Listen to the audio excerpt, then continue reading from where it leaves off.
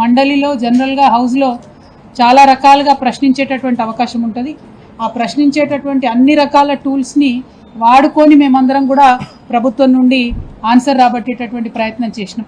Special mentions ఉంటాయి, petitions ఉంటాయి, ప్రశ్నలు ఉంటాయి, షార్ట్ డిస్కషన్ ఉంటాయి, బిల్లులు వచ్చినప్పుడు డిస్కషన్స్ ఉంటాయి. వీటన్నిటిలో కూడా చాలా సక్సెస్ఫుల్గా ఈసారి బీఆర్ఎస్ పార్టీ మండలి సభ్యులందరం కూడా చాలా చురుకుగా పాల్గొనడం జరిగింది.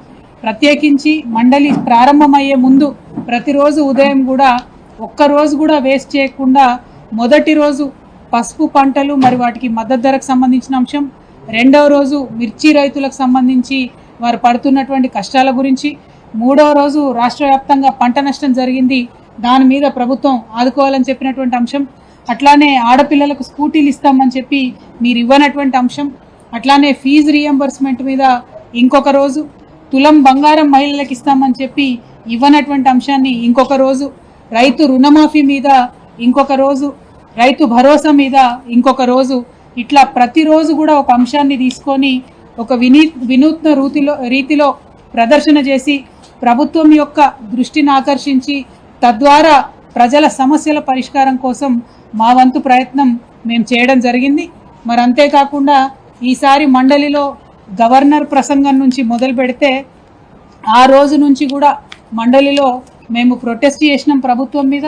గౌరవ ముఖ్యమంత్రి గారు మాట్లాడడానికి వచ్చినప్పుడు అంతకుముందు వారు మా నాయకుడు కేసీఆర్ గారి పైన చేసినటువంటి అనుచిత వ్యాఖ్యలకు ప్రొటెస్ట్ చేయడంతో ఈ సభ ప్రారంభిస్తే చివరి రోజు కూడా మరి ఫీ రీఎంబర్స్మెంట్ విషయంలో ప్రభుత్వం నుంచి ఒక నిర్దిష్టమైనటువంటి జవాబు మేము రాబట్టగలిగినాం.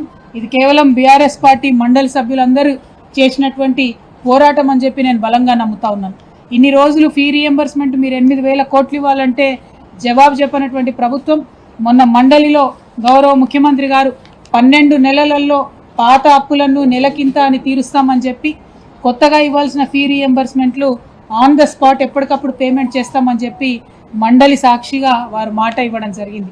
మరి మండలిలో జవాబు రాబట్టగలిగినటువంటి మేమందరం వారు ఇచ్చినటువంటి మాట పూర్తి చేసేంత వరకు కూడా వారిని ఎండగడుతూనే ఉంటాం, ప్రజాక్షేత్రంలో వారిని వెంటాడుతూనే ఉంటామని ఈ సందర్భంగా తెలియజేస్తూ ఉన్నాం.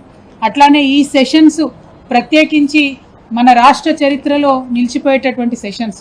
ఎందుకోసం చెప్తా ఉన్నామంటే బీసీలకి సంబంధించి 42% విద్యా ఉద్యోగ రాజకీయ పరంగా రిజర్వేషన్లు తెచ్చేటటువంటి బిల్లు ప్రవేశపెట్టుకోవడం చరిత్రలో నిలిచిపోతుంది. అట్లానే ఎస్సీ వర్గీకరణకు సంబంధించి ప్రవేశపెట్టినటువంటి బిల్లు కూడా చరిత్రలో నిలిచిపోతుంది. ఈ రెండిట్లో కూడా ఈ 2 బిల్లులు సాకారమై అసెంబ్లీకి రావడం వెనుక కూడా బీఆర్ఎస్ పార్టీ నిరంతర పోరాటం ఉందన్న విషయాన్ని ఈ సందర్భంగా ప్రజలకు గుర్తు చేస్తూ ఉన్నాం. అదేవిధంగా ఈ సెషన్ మరొక అంశానికి కూడా చరిత్రలో నిలిచిపోతుంది. కాకపోతే అది కొంత బ్లాక్ డేగా నిలిచిపోతుంది. అసెంబ్లీ సాక్షిగా గౌరవ ముఖ్యమంత్రి గారు మహిళలను ఉద్దేశించి మాట్లాడినటువంటి పరుషమైనటువంటి పదజాలం ఇంతకుముందు ఎన్నడూ ఏ ముఖ్యమంత్రి గారు మాట్లాడనటువంటి అసభ్యకరమైనటువంటి భాషను ఈ ముఖ్యమంత్రి గారు అసెంబ్లీలో మాట్లాడడం కూడా చరిత్రలో తప్పకుండా నిలిచిపోతుంది. మరి అక్కడ స్పీకర్ గారు వాటిని రికార్డ్స్లోంచి తొలగించుంటే నేను చెప్పలేను, కానీ లేకపోతే మాత్రం చరిత్రలో ఒక నల్ల మరకగా ప్రజాస్వామ్యంలో నిలిచిపోతుంది అన్న విషయం చెప్పక తప్పని పరిస్థితి. ఇక ఇక్కడ అక్కడ బీఆర్ఎస్ పార్టీ కౌన్సిల్లోను అసెంబ్లీలోను ఎంత ప్రశ్నించినా ప్రభుత్వం జవాబు చెప్పకుండా పారిపోయినటువంటి అంశం ఏంటంటే అప్పులకు సంబంధించినటువంటి అంశం.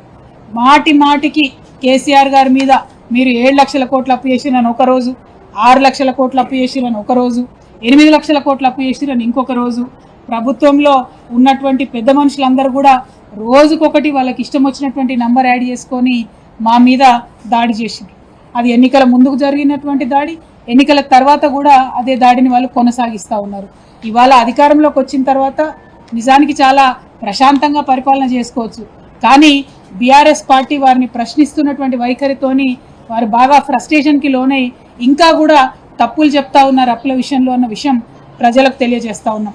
ఇవాళ నేను మీ అందరికి కూడా పార్లమెంటులో 2 రోజుల క్రితం మన పార్లమెంటులో కేంద్ర ప్రభుత్వం ఇచ్చినటువంటి జవాబును చూపిస్తూ ఉన్నాను. ఈ జవాబులో చాలా స్పష్టంగా ఇది 24 మార్చి 2025, ఇవాళ 28వ తారీఖు, 4 రోజుల క్రితం కేంద్ర ప్రభుత్వం పార్లమెంట్లో ఇచ్చినటువంటి జవాబులో తెలంగాణ రాష్ట్రంలో ఉన్నటువంటి అప్పులు మొత్తం కూడా 4,42,298 అని చాలా స్పష్టంగా జవాబు ఇవ్వడం జరిగింది. 4,42,298 కోట్ల రూపాయల అప్పు అని చెప్పి చాలా స్పష్టంగా చెప్పింది.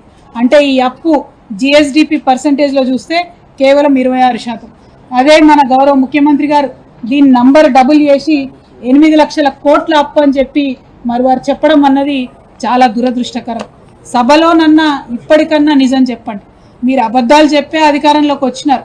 వచ్చిన తర్వాత మీరు చెయ్యలేని హామీలు ఉంటే ప్రజల క్షమాపణ చెప్పి ఇదిగో మేము అబద్ధాలు చెప్పి అధికారంలోకి వచ్చినాయని ఒప్పుకుంటే మర్యాదగా ఉంటుంది. కానీ ఇప్పటికి కూడా మేమే బుల్డోజ్ చేస్తాం అని చెప్పి మాట్లాడడం అన్నది కరెక్ట్ కాదు. ఒకటి అప్పుల విషయం అయితే, మరి ఇంకొక విషయం కాళేశ్వరంలో ఉన్న బ్యారాజ్ల గురించి గౌరవనీయులు ఉత్తమ్ కుమార్ రెడ్డి గారు అసెంబ్లీ సాక్షిగా కూలిపోతాయన్న ప్రచారంలో వాస్తవం లేదు అని చెప్పి ఉత్తమ్ కుమార్ రెడ్డి గారు ప్రకటించడాన్ని ఈ సందర్భంగా ప్రజలకు గుర్తు చేస్తున్నాం. ఇన్ని రోజులు పంటలు ఎందుకు ఎండిపోతున్నాయి, లక్షలాది ఎకరాలు ఎండిపోతున్నాయి అంటేనేమో అవి వాడడం కరెక్ట్ కాదని చెప్పినారు. మరి నిన్ననేమో 2 బ్యారేజీలు బాగానే ఉన్నాయి, వాడవచ్చు, నీళ్ళు ఇవ్వచ్చు అని వాళ్ళే చెప్పారు. అంటే నీళ్లు ఇవ్వకపోవడం అన్నది మీ వైఫల్యం కాదా అన్న విషయం ప్రభుత్వాన్ని మేము సూటిగా ప్రశ్నిస్తూ ఉన్నాం. అదేవిధంగా మరి బీఆర్ఎస్ పార్టీ తమ పోరాట పటిమతోని ఇలాగే ప్రజా సమస్యలన్నింటినీ కూడా ప్రభుత్వం దృష్టికి తీసుకొస్తుంది, ప్రజాక్షేత్రంలో ప్రభుత్వాన్ని ఎండగడుతుంది, మనకు ప్రజలకు రావాల్సినటువంటి హక్కులన్నింటినీ కూడా సాధిస్తామని మరొక మారు తెలియజేస్తూ ఉన్నాం.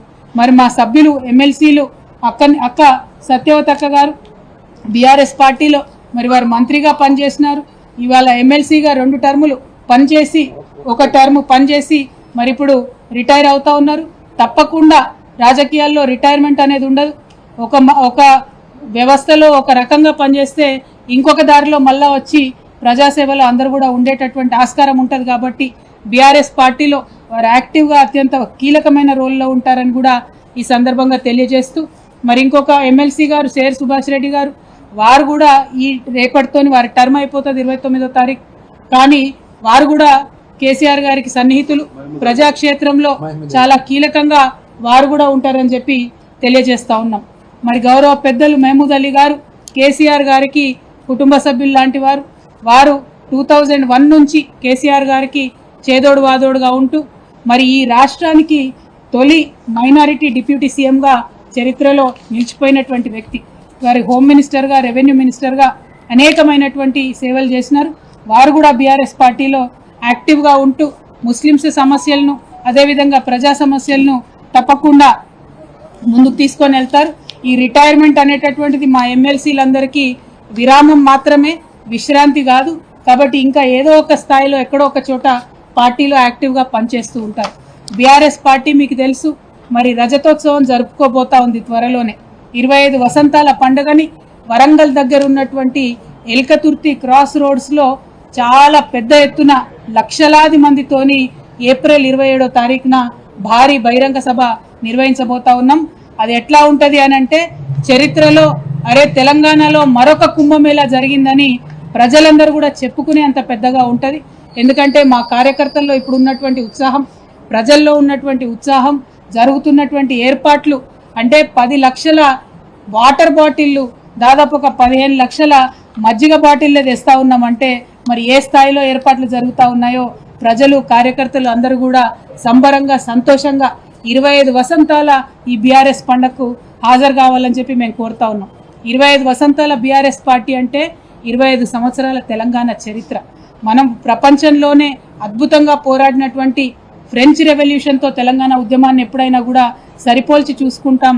మనం ఆ ఉద్యమంలో పాల్గొన్నాం, విజయ తీరాలకు చేరుకున్నాం, రాష్ట్రాన్ని సాధించుకున్నాం, వచ్చినటువంటి రాష్ట్రాన్ని భారతదేశంలో నంబర్ 1గా నిలబెట్టుకున్నాం. సో ఇవి చిన్న విజయాలు కాదు, చరిత్రలో నిలిచిపోయేటటువంటి విజయాలు. ఈ విజయాలన్నింటినీ కూడా ఖచ్చితంగా మనం సెలబ్రేట్ చేసుకోవాలి. దానికోసం వరంగల్లో జరుగుతున్నటువంటి బహిరంగ సభలో అందరం కూడా పెద్దపెట్టున పాల్గొనాలని ఈ సందర్భంగా నాయకులకు, కార్యకర్తలకు, ప్రజలకు అందరికి కూడా పిలుపునిస్తూ, మరి ఏ క్షేత్రంలో ఉన్నా, ఏ స్థాయిలో ఉన్నా, అది మండలి అయినా, అసెంబ్లీ అయినా, పార్లమెంట్ అయినా, ఎక్కడున్నా బీఆర్ఎస్ పార్టీ తెలంగాణ ప్రజల పక్షాన తమ పోరాటం ఇట్లానే కొనసాగిస్తుందని ఈ సందర్భంగా మరొక మారు తెలియజేస్తూ ఇప్పటికైనా ప్రభుత్వం తన వైఖరి మార్చుకోవాలి.